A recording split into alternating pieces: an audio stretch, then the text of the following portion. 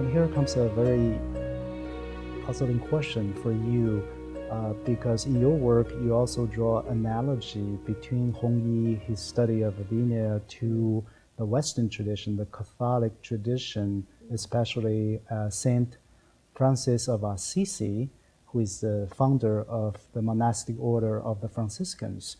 And we actually toured Assisi a couple of years ago together, and that's my first time. Went to Assisi, and this is a great experience for me. And we toured lots of famous sites associated with Saint Francis. And so, in your opinion, so why these two figures, Hongyi or France, are comparable? And this raises another interesting question about the role of monasticism and monastic life in Chinese Buddhism. It is still very essential in Chinese Buddhist life. So what's your view about this Chinese kind of monasticism? Okay, so there was a lot of questions in there, and Right. let me sort out a few things. First, we both have to thank Esther Bianchi and Daniela Campo for arranging for a group of us to go to Perugia and to Assisi and see these things and also talk about Chinese Buddhist things at the same time. So that was a wonderful experience. That was a few years ago. I got very excited about the Franciscan tradition. I already was interested, and then that trip just, boom, it lit off something.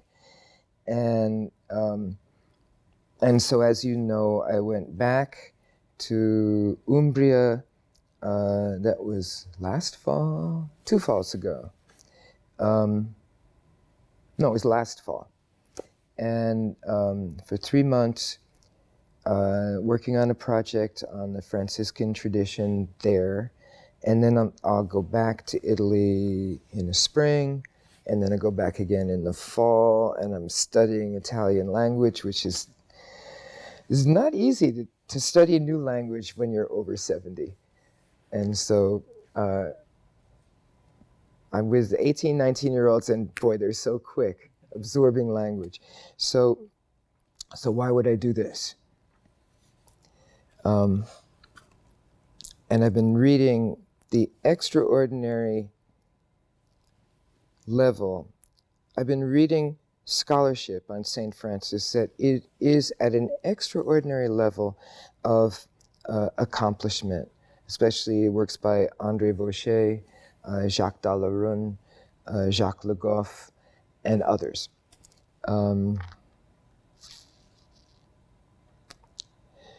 Is it a comparison? It is and it's not. I think a simple comparison will be a disaster. They're two men from entirely different times, entirely different cultures, entirely different worlds. We can raise a few points in which they're similar. In both cases, they were men of the world who dramatically shifted and became very devoted. In both cases, they were creative figures. So St. Francis loved to make up songs, and he wrote poetry, and he's famous in Italian literature for some of his poetry. And they both came from some kind of wealth. So Hongyi came from enormous wealth, and St. Francis comes from like middle-level wealth. It's not quite the same thing, but they did not come from poverty. And they both were interested in discipline. So these are points of comparison. What am I doing in this project is a question that I ask myself often. I don't have a lot of answers yet. And when I consult with these wonderful European medievalists and they want to know, what are you doing? And I can't quite answer, but let me say, one thing I'm doing is first of all, I'm interested in St. Francis. So that's just base level. He's really interesting. He's really fascinating. You said earlier in this interview, oh, Hongyi, everybody thinks Hongyi is great. Everybody thinks he's a great Buddhist monk. And if you go to St. Francis, that is everybody's favorite saint. Anywhere you go, people, they hate Catholicism, they hate religion, and you say St. Francis, oh, but he was really good. So, about him, right? So popular. yeah, they say, oh, he was kind to animals, he was an ecologist, he was an intercultural person, he spoke with the Muslims, he was this who. They have fantasies about him that fit with what they value. But so somehow there's something about him that appeals to so many people. And that interested me. What is that? Is it him? Is it the set of images that are made around him? When we look at Hung Yi, are we looking at him? Are we looking at a set of preconceptions? Who is this guy? I would say many of my Chinese monk friends do not want to talk about him as a real person. Okay. They have him as an ideal. Okay. And when you say, well, what about this? What is this? Let's not talk about that. Not all of them, but many of them are that way. He was a great Vinaya master. That's all they want to, So first point is, I'm just interested in St. Francis. Who was he? How can we learn about him? Secondly, what are the problems in the scholarship about St. Francis? Mm-hmm. Because those are problems that may be similar in the problems of studying about Chinese Buddhist figures also. How do the great scholars working on St. Francis, who are incredibly sophisticated, how do they address these problems? Can I learn from them how to work on Chinese Buddhist material? Mm-hmm. That's really important. And then just put those two people together, St. Francis, Hung Yi, and they vibrate in proximity, and they bring out, by looking at both of them, they bring out elements of each other that I may not have seen before. I'm finding that as much as I study about St. Francis, and as enjoyable as that is, and inspiring as that is, and I'm not Christian, right, but it's inspiring, it's enabling me to look at Hung Yi in different ways that I think are very fruitful. So that's really what I'm doing. Okay. I'm not doing a comparison. Yes. I'm interested in St. Francis, Master Hung Yi as well. Broadly, I'm interested in religious figures. Myself, I study 17th century, particularly a monk called Yiyuan Longqi, who went to Japan in 1654 and set up a new sect called the Obaku tradition, which is still there, the third largest Zen sect. So the question I think we're facing are the same: how to write about a religious figure, be a biographer or researcher. So we face the same challenge. So we need to create an engaging narrative, a style, right? So in your writing, I think you already talked about the questions you can draw inspiration from the study of Saint Francis. So for actual writing, do you have any kind of skills, or you have some experience to teach us how to write or research about a religious figure? Yeah, that's the hardest question. It's really a challenge because you work with sources, you have to deal with the sources. Exactly. The sources are not innocent. No. They're like completely not innocent. No. And loaded. Completely, they're presenting competing pictures depending on who's producing the source. And you have to keep your wits about you. Mm-hmm. If you're naive, then it's hopeless. Yes. It's just hopeless. For me as a foreigner, I have to make the leap as an American into Chinese world. And in some ways, I'm at a disadvantage to you, and in some ways, I have an advantage. Yes. Because it's all new to me. Mm-hmm. And so I look at it all. And I see sometimes with my Chinese friends looking at things, there's things that are so common to them that they don't notice it. No. It's not interesting. Granted. But they have the insight of being raised within a culture, and they can see things that are completely opaque to me. So it's quite difficult. I think the fundamental principle is to see these people as human beings, not as images, not as exemplars of one thing or another, even though their fans want to call them the greatest this, the greatest that. They're human beings with struggles. Sometimes they resolve them, sometimes they don't. They are, just as we are, caught in time. You know, we are creatures of our time. And they understand the world based on the time in which they live, as well as everything else. And so they express their time. In fact, looking back, sometimes the time is identified with such people, like St. Francis is so much a 13th century saint from medieval Italy. He's really medieval, he's really Italian from Umbria, he's really 13th century. And I think sometimes if people looked at him like that, he would not be everybody's favorite saint. Because he does lots of things that Americans would not like, in terms of self-discipline and so forth. So, to go back to the question, to see the person within his struggles, within her time, and to see, is there something distinctive about the person? And I'm interested in studying people who are distinctive. Of course. And so politically, you know, some people say, well, that's elitist, you should just study the most ordinary people. But my wish is to study people who have something to tell me. And so I study those kinds of people.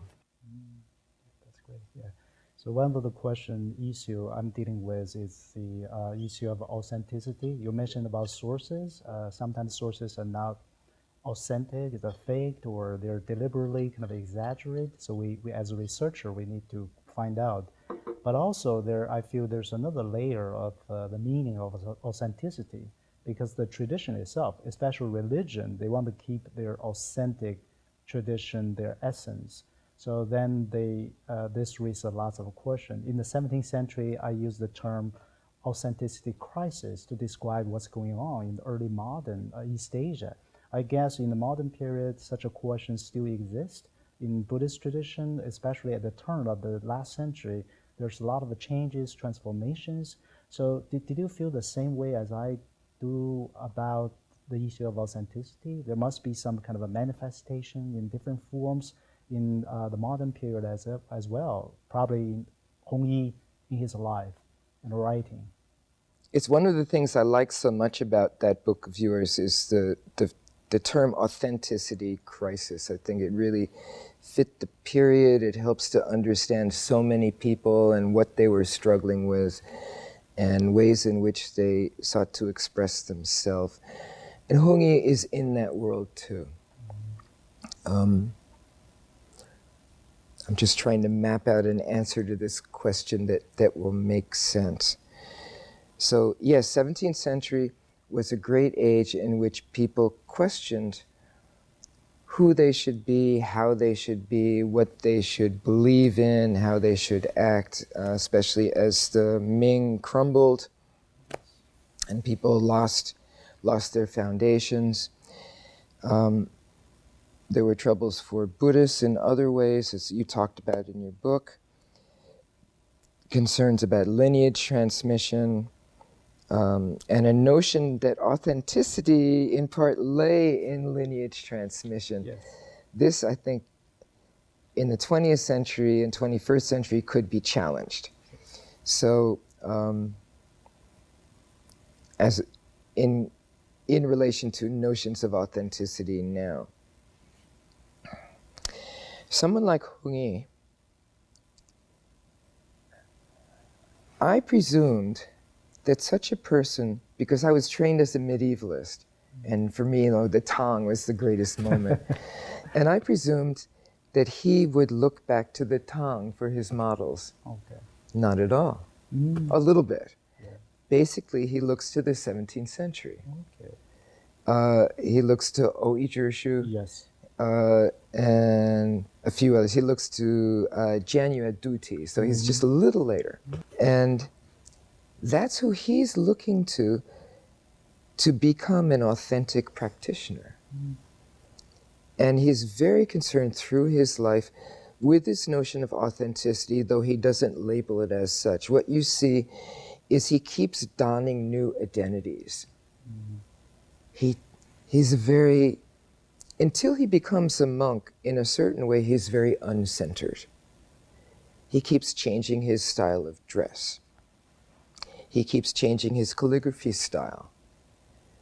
Sometimes he's old style, sometimes he's modern, sometimes he's Japanese style, sometimes he's Western style. He's very puzzled over how to be in the world. And I think he's puzzled with how to be in himself. There's this unease about him, such that he's so startled when he meets a happy person. And as a monk, he finds the identity that he never gives up. So this is his path into a stable identity. And he finds an authenticity in that world with models taken from this period of authenticity crisis, where they're seeking authenticity. So that's one issue. It's a perennial issue in Chinese thought. I'm just reading Zhuangzi with my undergraduate seminar, and there, there's the concept of the perfect person, which is the real person, the genuine person, and all my students are talking about. Yeah, it's really hard to be an authentic person. So it's articulated in Chinese thought, but it's readily accessible to 21st century people. We should talk about sources, you raised that, but I want to talk about a 21st century, late 20th, 21st century matter, which is an obsession with lineage authority that some Chinese Buddhists have. They say, oh, did so-and-so receive Dharma transmission? Oh, that must be a great monk, that person received Dharma transmission. Oh, so-and-so didn't receive Dharma transmission. Oh, it's probably an inferior monk. So let's talk about who did not receive Dharma transmission in the first half of the 20th century. Did Yin Guang receive Dharma transmission? No. Did Hung Yi receive Dharma transmission? No. All right, the two is enough. These are two of the greatest names of Chinese Buddhist history, and they're authentic of themselves. There was no need for someone to say, you're okay. Everybody could see it by who they were. Now I know, so Master Xu Yun had so many Dharma transmission disciples. And then if you're in the Chan tradition and you didn't have Dharma transmission in Xu Yun's lineage or in Lai Guo's lineage, then who are you? You're not a real Chan master. This is a kind of an external notion of authenticity, which only real authenticity is demonstrated in the doing. In the teaching, does the teaching make sense? If a person is a meditation master, it's very clear. It's very clear for someone trained in that tradition. Someone like Hung Yi, people lived with him. They could see, oh, this is the life he lives. It's not fake. It's authentic.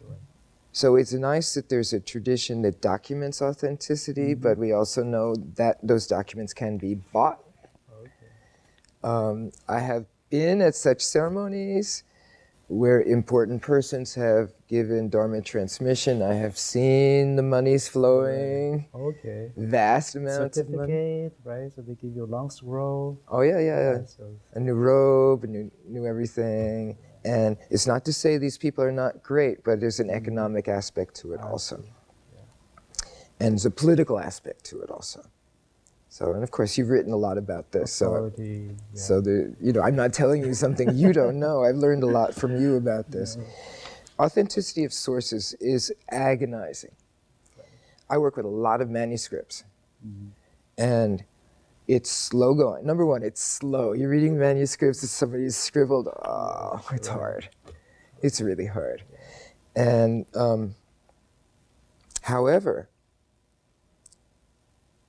it's very hard if you have studied calligraphy carefully.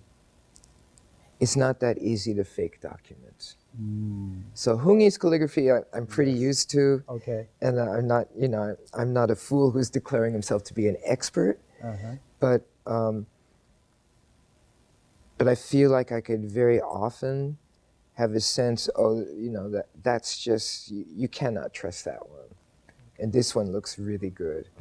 And I have studied with excellent calligraphers in Hongyi's tradition who have told me, this is what you look for if you want to authenticate.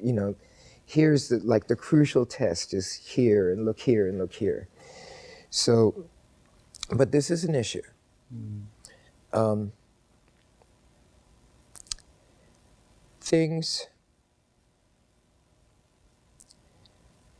Some works become re-edited and transformed for political reasons, and this is the case in the 1960s, 50s, 60s, and 70s in China.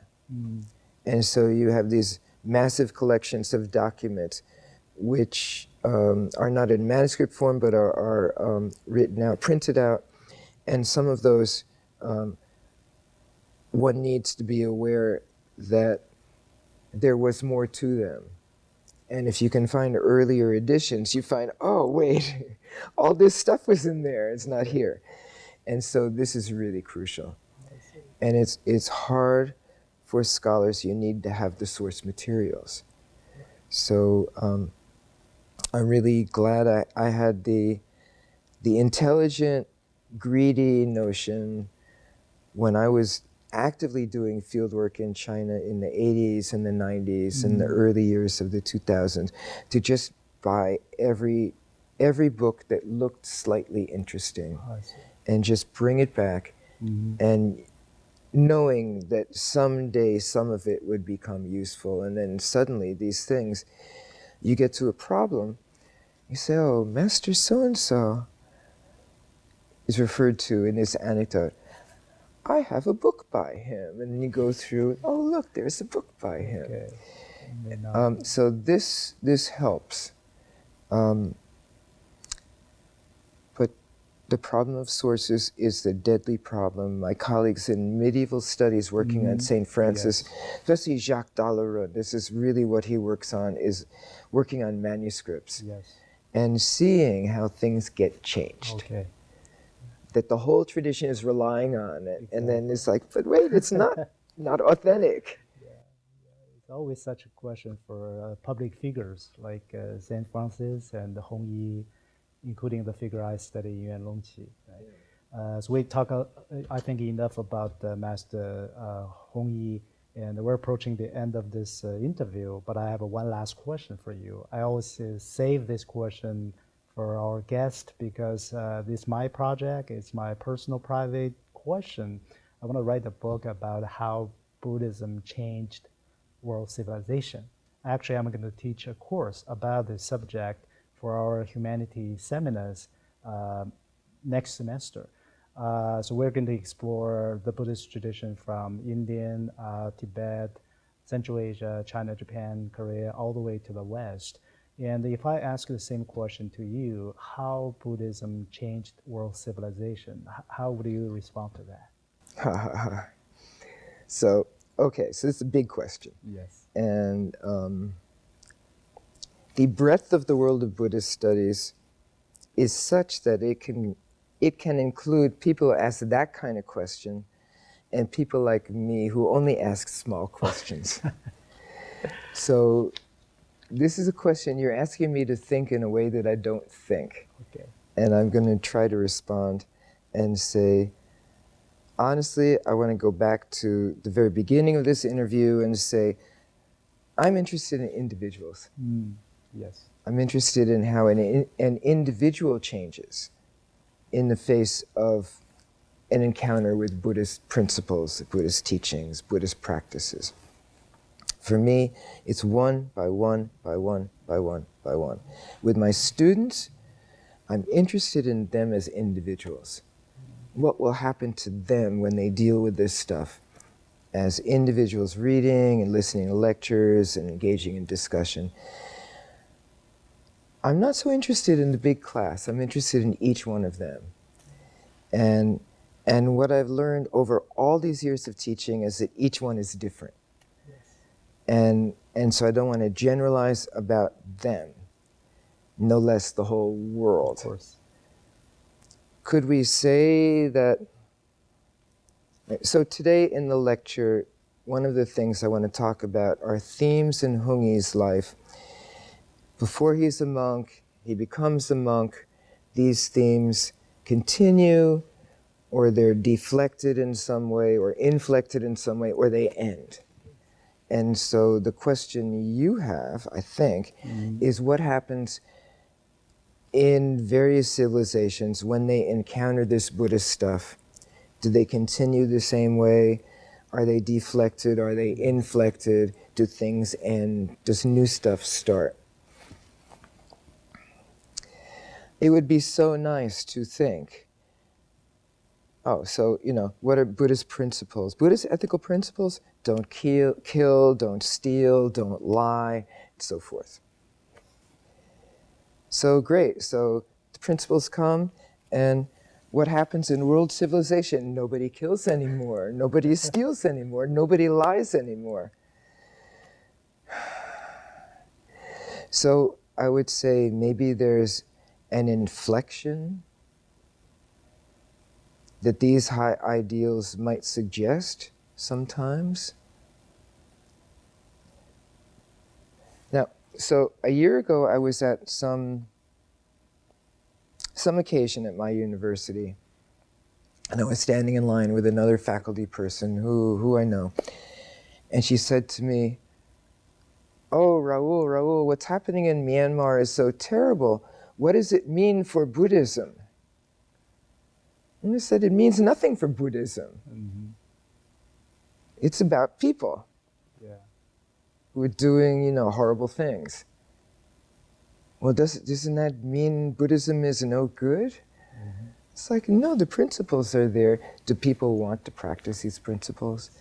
Christian principles are so beautiful. I had I'm learning this stuff through the eyes of St. Francis. It's so powerful.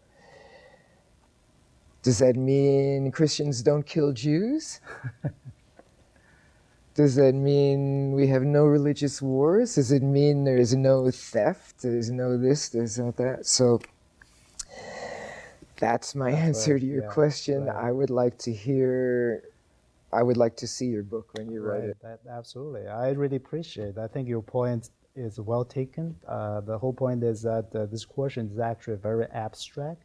In the way both Buddhism and the civilization are big words, right? So they cover so much, and it's very hard to pinpoint to the actuality and the individuals, how they reacted to different situations, right? So I'm going to keep thinking about the questions. I haven't started to write the book just based on my reflections and teaching. I think there's going to be lots of other inputs from speakers, from teachers and students, right? We will see how it goes, right? But anyway, I want to thank you, Professor Raoul Birnbaum, for joining us. And I think our audience and the students will appreciate it as well. And thank you very much for taking your time to sit down with us. And we look forward to your talk this afternoon. Thank you very much. Thank you. Yeah, thank you.